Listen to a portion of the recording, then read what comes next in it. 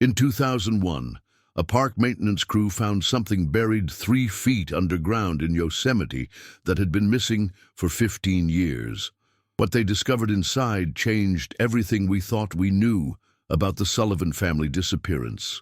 Before we dive into this disturbing case, hit that subscribe button. You won't want to miss what happens next. And if you're brave enough to hear the full story, stick around until the end, because the final discovery will leave you questioning everything. What you're about to hear is based on real events.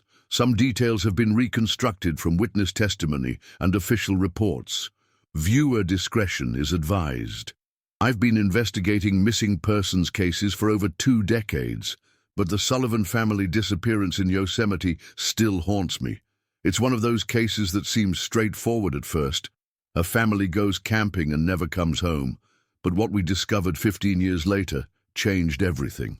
I need to tell you this story because someone out there might have the missing piece. Someone might know what really happened during those final hours. The Sullivan family consisted of 4 people.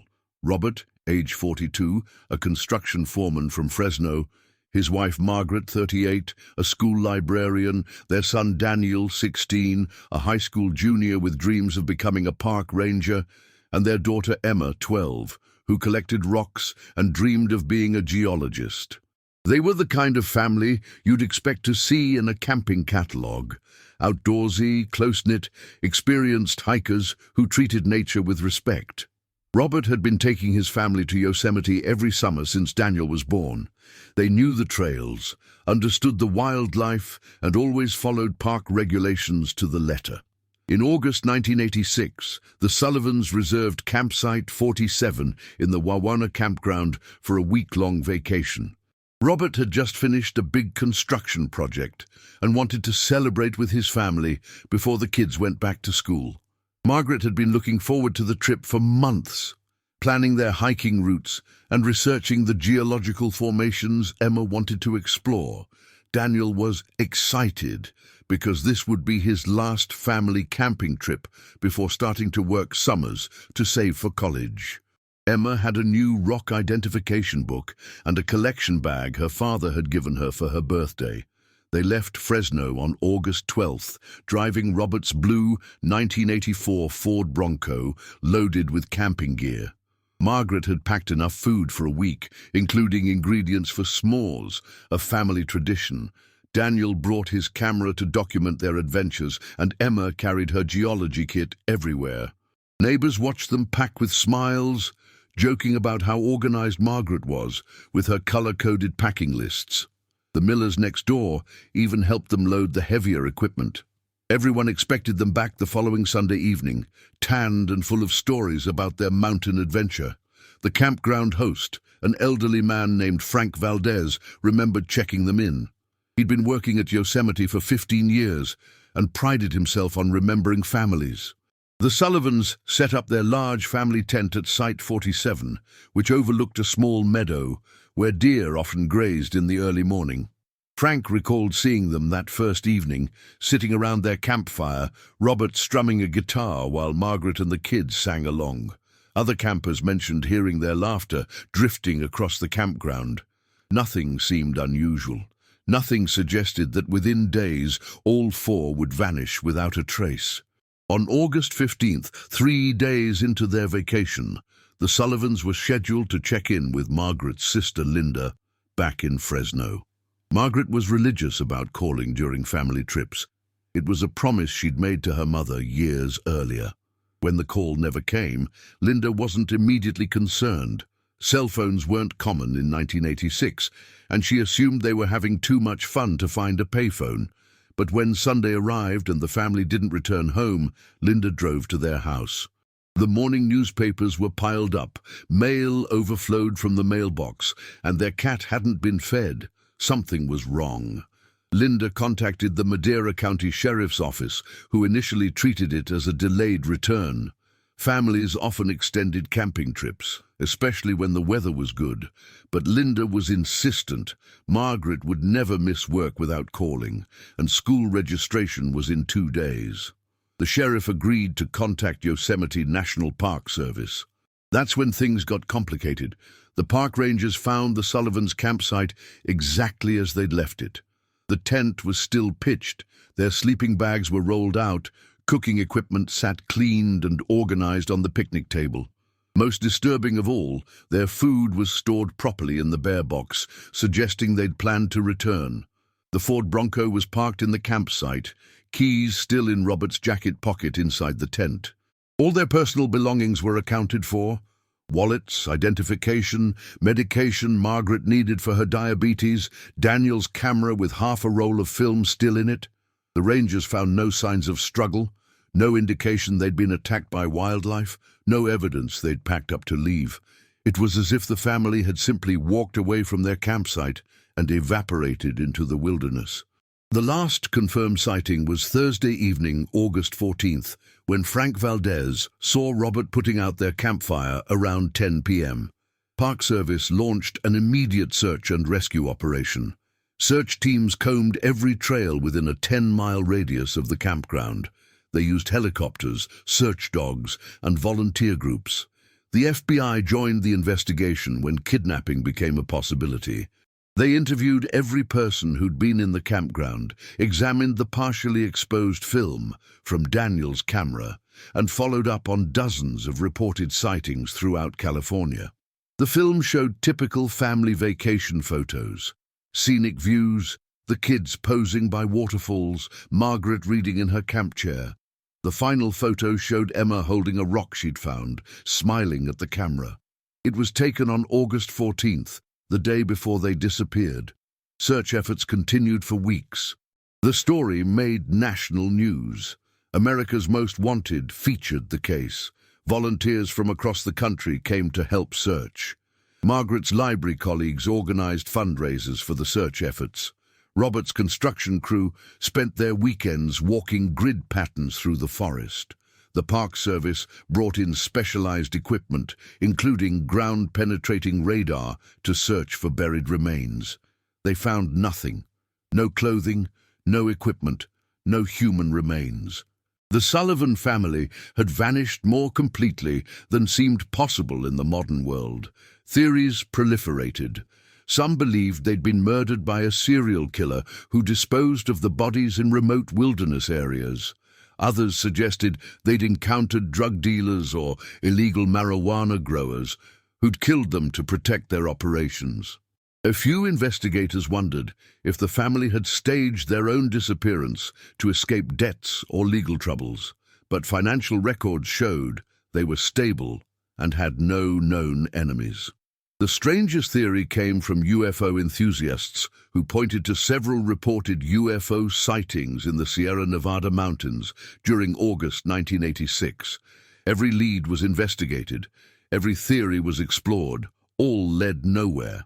As months turned into years, the investigation gradually lost momentum.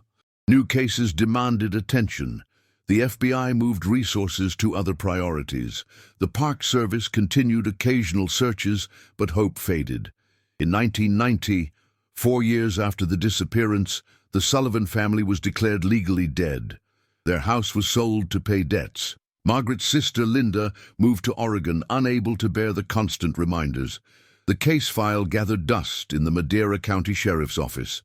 Occasionally, a true crime writer would ask questions, or a documentary producer would call, but no new evidence ever surfaced. The Sullivan family became another unsolved mystery, another reminder of how easily people can vanish in America's vast wilderness. By 2000, most people had forgotten about the Sullivans. Frank Valdez had retired from the Park Service. The campground had been renovated. Site 47 had been used by thousands of other families who had no idea about its history. I was assigned to review cold cases that year, and the Sullivan file landed on my desk almost by accident. Reading through the reports, I was struck by how thoroughly the family had simply vanished. In my experience, someone always leaves something behind. But not the Sullivans. It was as if they'd been erased from existence.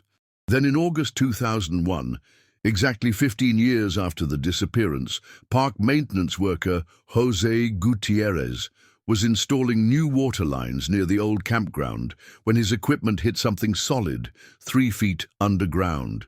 At first, he thought it was a rock or old tree stump, but when he cleared away the dirt, he saw fabric, blue nylon fabric that looked like camping equipment. Jose stopped digging and called his supervisor, who contacted the Park Service immediately. Within hours, a full excavation team was on site. What they found changed everything we thought we knew about the Sullivan family disappearance. The object was a tent.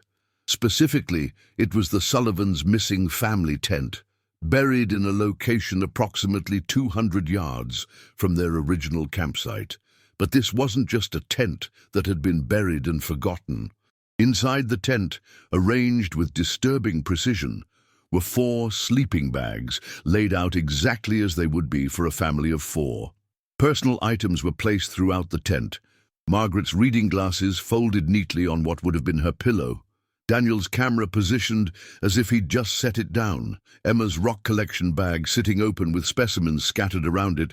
Robert's wallet and keys placed beside what appeared to be his sleeping area. Most chilling of all, someone had carved messages into the tent's interior walls. Short phrases in different handwriting styles. "We chose this. Don't look for us anymore. This is better. We are together now." The handwriting analysis would later suggest multiple people had written these messages, but the writing was cramped and strange, as if done under stress or in darkness. There were no bodies in the tent, no bones, no human remains of any kind. Just the carefully arranged belongings and those disturbing messages carved into the nylon walls. The tent had been buried with considerable effort. Someone had dug a pit, at least 4 feet deep and 6 feet wide. The tent had been placed inside, arranged as I described, then covered with dirt and debris. But most puzzling was the location. The burial site was visible from the original campsite, but only if you knew exactly where to look. Vegetation had grown over it naturally, suggesting it had been undisturbed for years. No one could have accidentally found it. Jose had only discovered it because he'd been following a specific route for the waterline installation. The discovery raised more questions than it answered. Who had buried the tent? Had the Sullivan family done this themselves before disappearing to start new lives elsewhere? Had their killer buried it as some sort of twisted memorial? Why had they chosen this specific location? The carved messages suggested the family had written them, but the handwriting analysis was inconclusive. The phrases could be interpreted as suicide notes, but no bodies were ever found. They could be evidence of a killer who forced his victims to write their own epitaphs, but that seemed elaborately cruel even for a serial killer. I spent months analyzing every aspect of the tent discovery. The soil analysis showed it had been buried sometime between 1986 and 1988, which narrowed the time frame, but didn't identify who had done it. The personal items inside were definitely the Sullivans. Margaret's sister Linda identified everything. But why were they arranged so precisely? The sleeping bags were positioned as if the family had just gotten out of them. The personal items were placed with care, not thrown in randomly. Someone had taken time to create this underground memorial. The strangest detail was discovered when we examined the tent's exterior. Someone had painted 4 names in small letters near the bottom hem: Robert, Margaret, Daniel, Emma. But painted below those names, in the same hand, were 4 different names: Michael, Sarah, David, Lisa.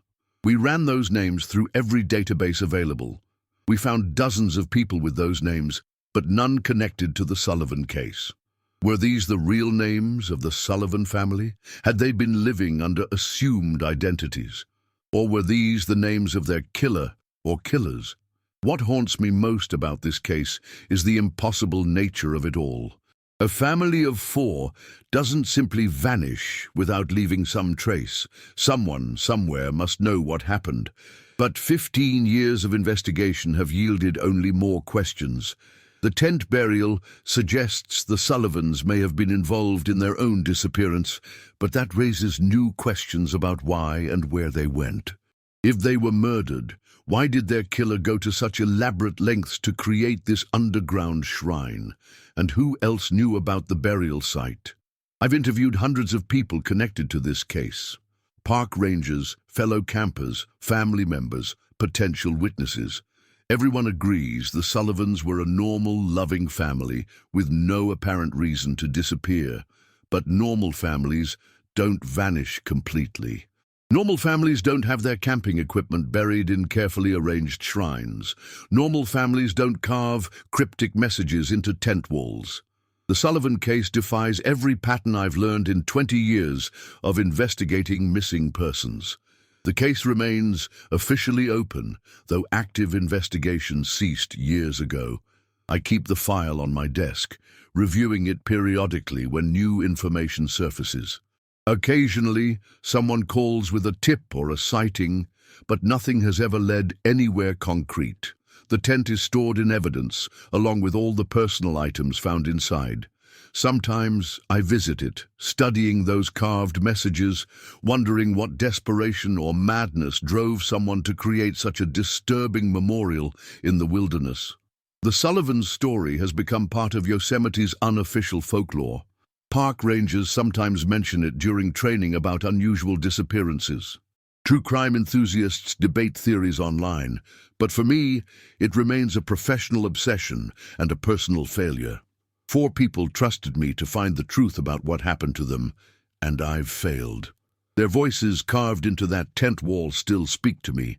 We chose this, but chose what? Death, disappearance, a new life somewhere else, without bodies, without witnesses, without any concrete evidence of what happened after August 14, 1986. We may never know. The Sullivan family disappeared into the wilderness 15 years ago, leaving behind only questions and a buried tent filled with carefully arranged memories. Someone out there knows the truth. Someone knows why that tent was buried, who carved those messages, and what really happened to Robert, Margaret, Daniel, and Emma Sullivan. Until that person comes forward, the case remains one of the most baffling disappearances in American history. 4 people walked away from their campsite one August evening and vanished as completely as if they'd never existed at all. 3 months after discovering the buried tent, I received a call that would change everything again. Dr. Elena Vasquez, a forensic anthropologist from UC Davis, had been analyzing soil samples from inside the tent using new techniques that weren't available in 2001. What she found made my blood run cold. Microscopic bone fragments, human bone fragments. Not enough to determine how many people or cause of death, but enough to confirm that human remains had been inside that tent at some point. The fragments were too small and degraded to extract DNA, but carbon dating suggested they'd been there since the mid-1980s. This discovery transformed the case from a missing persons investigation to a potential homicide. But it raised even more disturbing questions. If the Sullivan family had died in or near that tent, where were their bodies now? The fragments suggested decomposition had occurred inside the tent, but someone had removed the remains before burial. Why go through such elaborate efforts to preserve their belongings while disposing of their bodies elsewhere? The careful arrangement of personal items now seemed less like a memorial and more like a crime scene staged by someone with a deeply disturbed mind. I started investigating the 4 alternate names painted on the tent: Michael, Sarah, David, and Lisa. Running these through databases from the 1980s yielded hundreds of matches, but I focused on missing persons reports from that era. What I found chilled me to the bone. In 1984, 2 years before the Sullivan disappearance, a family of 4 named the Hendersons had vanished during a camping trip in Sequoia National Park, just 60 miles south of Yosemite. The family consisted of Michael Henderson, 38, his wife Sarah, 35, and their children David, 14, and Lisa, 10. Their ages roughly matched what the Sullivan children would have been 2 years earlier. The Henderson case had many similarities to the Sullivan disappearance.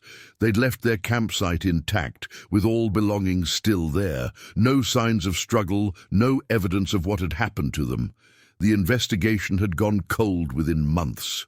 When I contacted the lead investigator, retired Detective Ray Morrison, he remembered the case clearly. The Hendersons had been experienced campers, just like the Sullivans.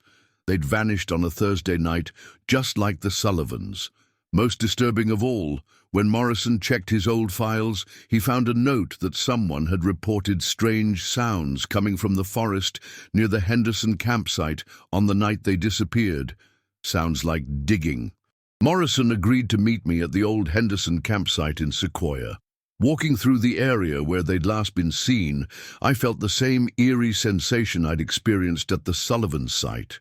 The similarities were too numerous to be coincidental. Both families had chosen remote campsites. Both had disappeared on Thursday nights in August. Both had left their belongings arranged as if they'd just stepped away for a moment. As we explored the area, Morrison's metal detector began beeping near a cluster of pine trees about 200 yards from the original campsite. We called in the National Park Service archaeological team, and within hours they'd uncovered something that made the Sullivan discovery seem almost mundane by comparison. Buried 4 feet underground, we found the Henderson family's camping equipment arranged in exactly the same manner as the Sullivan tent. 4 sleeping bags, positioned precisely, personal items placed with disturbing care, and carved into the tent walls were messages in multiple handwriting styles. "This is our choice. We go together. No more searching. We are free now." But this tent contained something the Sullivan tent hadn't. In the center, wrapped in a tarp, were 4 sets of clothing. Not just any clothing, but the exact outfits the Henderson family had been wearing when they disappeared, according to witness statements. The clothes were arranged as if 4 people had simply stepped out of them simultaneously. They showed no signs of violence, no tears or bloodstains, but they'd clearly been underground for nearly 2 decades. Soil analysis confirmed the burial had occurred in the mid-1980s. The discovery of the Henderson burial site opened up a terrifying possibility. We might be dealing with a serial killer who had perfected a method of making entire families disappear without a trace. Someone who stalked families in national parks. Someone who knew the wilderness well enough to hide bodies completely. Someone disturbed enough to create these underground shrines as trophies. I began researching other family disappearances in national parks throughout the western United States between 1980 and 1990. What I found kept me awake for weeks. 7 other families had vanished from national parks during that decade under similar circumstances. The Washingtons from Yellowstone in 1982, the Garcias from Grand Canyon in 1983, the Johnsons from Olympic National Park in 1985, the Patels from Death Valley in 1987, the Kowalskis from Glacier National Park in 1988, the Chens from Joshua Tree in 1989. Each case shared the same impossible characteristics: families with camping experience, Thursday night disappearances, campsites left intact with all belongings undisturbed. I reached out to investigators from each case, and slowly a pattern emerged that no one had noticed because the disappearances occurred across different states and jurisdictions. Each family had been camping during the 3rd week of August. Each had chosen remote, isolated campsites. Each had been reported as model families with no known enemies or financial troubles. Most chilling of all, when I managed to get copies of the original campsite photos, I noticed something that had been missed by individual investigators. In the background of several photos, barely visible in the tree line, was the same figure. A person in dark clothing, too distant to identify, but clearly watching the families. The figure appeared in photos from the Garcia campsite, the Johnson campsite, and the Patel campsite, always in the background, always partially obscured by vegetation, always watching.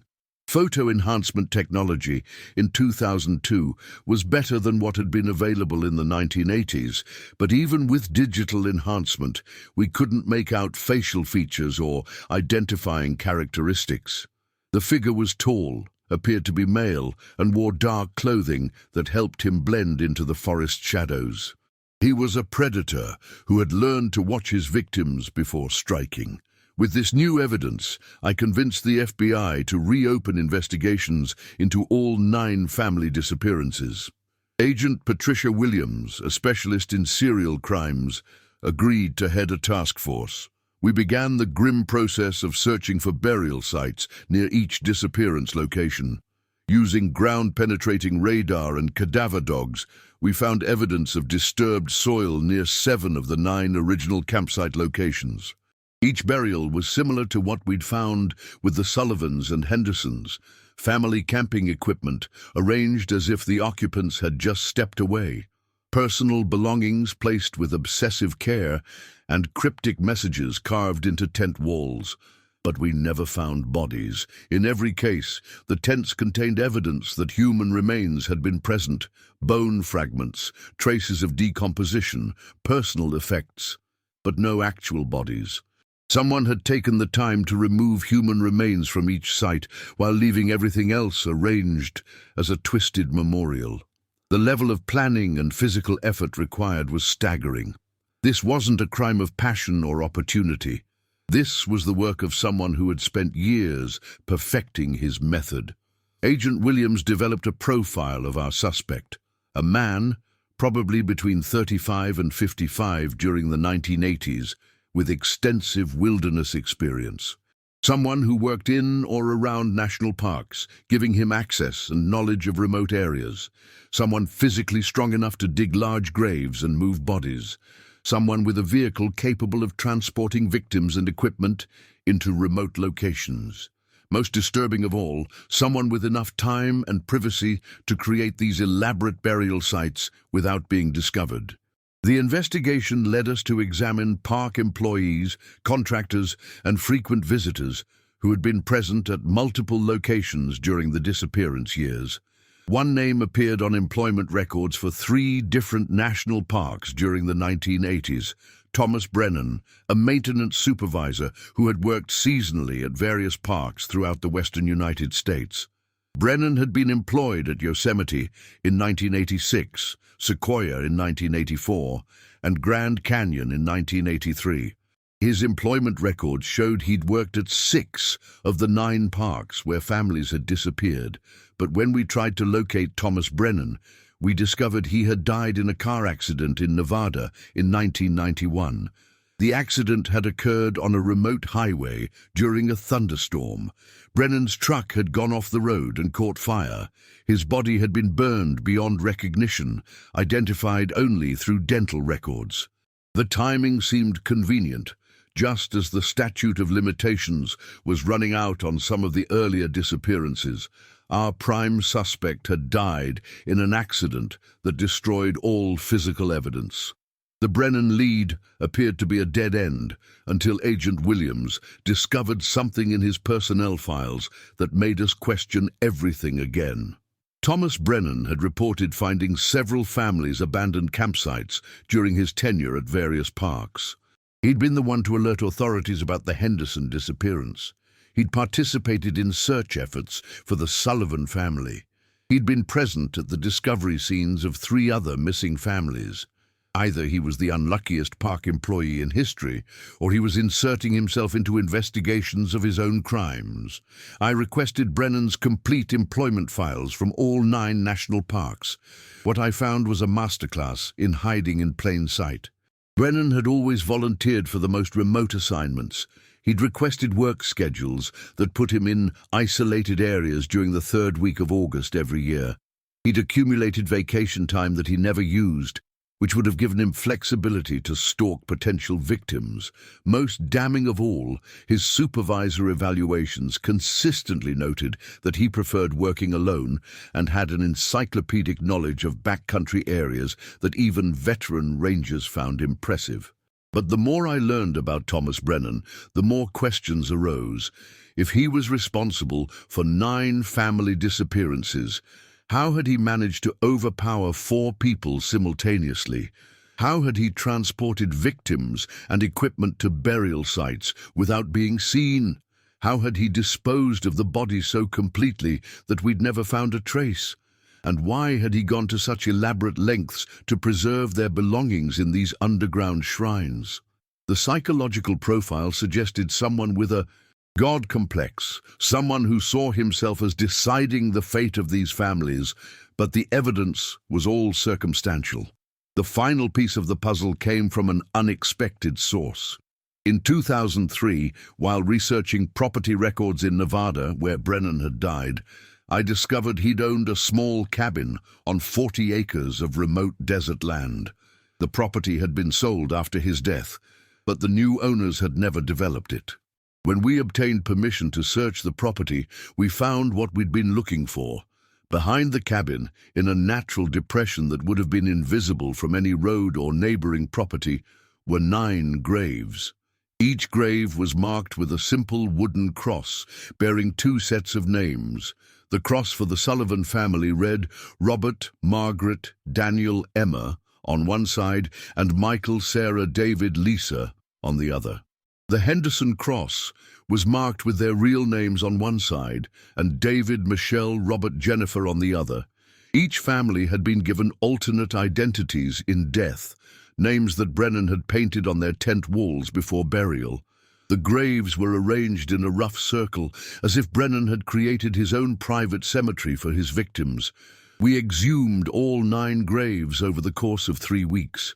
What we found confirmed our worst fears and raised new ones. Each grave contained the remains of 4 people, with evidence suggesting they died within hours of their disappearances. But the manner of death was unlike anything I'd encountered in 25 years of law enforcement. There were no signs of violence, no gunshot wounds or blunt force trauma. Toxicology reports showed high levels of carbon monoxide in the remains, suggesting the families had been poisoned with car exhaust or camping stove fumes. The positioning of the bodies suggested they died while sleeping, possibly unaware of what was happening. Brennan had somehow accessed their campsites after dark, sealed their tents, and introduced carbon monoxide while they slept. It would have been nearly silent, leaving no signs of struggle, explaining why their campsites had always been found undisturbed. But the logistics were staggering. How had he accessed multiple campsites without being seen? How had he transported 4 bodies at a time across rough terrain to burial sites hundreds of miles away? Analysis of Brennan's truck, which had been totaled in the 1991 accident, revealed modifications that hadn't been noted in the original accident report. The truck bed had been fitted with a custom-built compartment large enough to transport multiple bodies. Hidden panels contained camping equipment, shovels, and what appeared to be a portable carbon monoxide generation system. Thomas Brennan had turned his maintenance truck into a mobile killing machine, perfectly disguised as standard Park Service equipment. The final piece of evidence came from Brennan's personal effects, retrieved from the cabin. Hidden behind a false wall, we found detailed journals documenting each family's routines, camping habits, and daily activities. He'd stalked each family for days before killing them, learning their schedules, identifying when they'd be most vulnerable. The journals revealed a man convinced he was providing these families with a perfect ending to their lives, preserving them at their happiest moments before the world could corrupt them. But even with all this evidence, questions remain. Brennan's journals end in 1989 with the Chen family disappearance. Why had he stopped killing for nearly 2 years before his death? Had there been other victims we hadn't found? The remote Nevada property was vast, and ground-penetrating radar had detected several other anomalies that might be additional graves. And most disturbing of all, Brennan's journals mentioned a successor, someone he'd been training to continue his work. The final entry, dated just weeks before his death, read, "The tradition must continue. He understands the mission.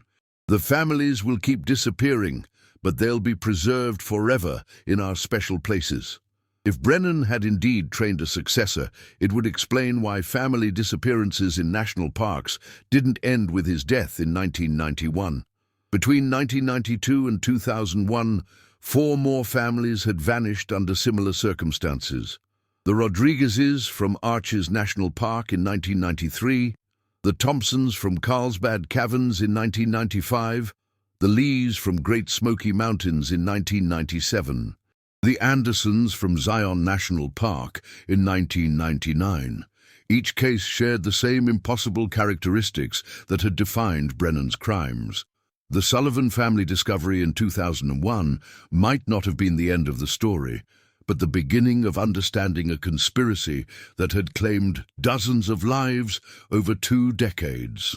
Somewhere out there, Brennan's successor might still be watching families, waiting for the perfect moment to add them to his underground collection. The thought keeps me awake at night, wondering how many more families have vanished into America's wilderness, preserved forever in hidden graves by someone who believes he's giving them the gift of eternal happiness. What do you think really happened to the Sullivan family and the others? Was Thomas Brennan acting alone, or is there still someone out there continuing his twisted mission? Leave your theories in the comments below. Your insight might help us find Brennan's successor before he strikes again.